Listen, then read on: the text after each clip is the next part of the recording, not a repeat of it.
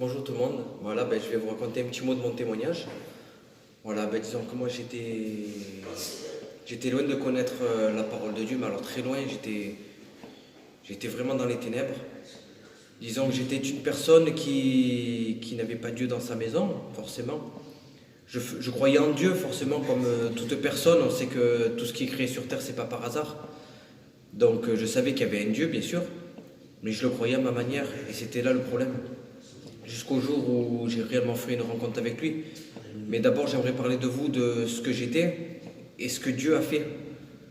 Voilà, disons que j'étais quelqu'un qui volait quand même, qui était pas mal impliqué dans pas mal de disputes, des bagarres, des petits problèmes, des histoires. Voilà, il y avait ça qui me tenait, il y avait aussi malheureusement la cigarette, il y avait l'alcool, toutes les occasions étaient bonnes pour boire un coup. Et puis un jour, le Seigneur, en allant dans les réunions, il m'a façonné, il m'a travaillé mon cœur. Il m'a montré que, qu'il était grand tout simplement. Parce que quand j'ai vu qu'au fur et à mesure, le vol, ça devenait un dégoût pour moi, j'avais plus envie de voler. Quand je me trouvais à boire de l'alcool, ça me dégoûtait. Quand je me trouvais, ne serait-ce qu'à avoir des mauvaises pensées, à regarder quelqu'un mal ou à vouloir me battre, j'en avais plus l'utilité ni le besoin, ça me dégoûtait tout simplement. Et je remercie le Seigneur parce que c'est lui qui m'a nettoyé tout ça. Alléluia. Et puis, mais malheureusement, j'avais le lien de la cigarette qui me tenait toujours. Et ça, c'est un lien vraiment que je n'arrivais pas à me défaire. Mais Dieu connaît toutes choses, il sait nous exercer au-delà de nos forces. Et il voyait très bien que je n'arrivais pas à m'enlever le tabac de moi-même. Donc il a connu l'état de mon cœur, je lui ai demandé Seigneur, délivre-moi du tabac. Et puis, c'est vrai que j'ai mis des conditions, je lui ai dit Seigneur, si tu me délivres du tabac, je ferai ta volonté au mieux et je me baptiserai. Je donnerai mon cœur à toi.